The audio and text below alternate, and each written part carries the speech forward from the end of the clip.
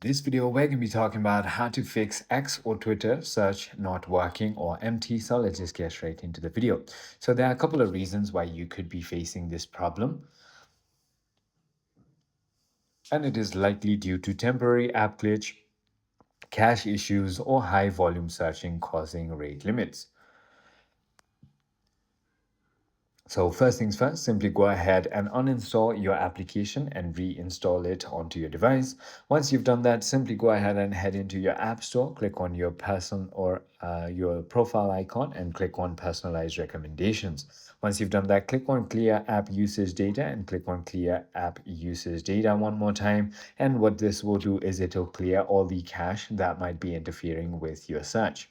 Now, what you want to do is simply go ahead and search for settings, and now head straight into general settings and click on transfer or reset. Click on reset and click on reset network settings. It is as simple as that, and now it should go ahead and work. I hope this video clarified everything for you. If you have further more queries, feel free to comment down below, and I'll see you on the next one.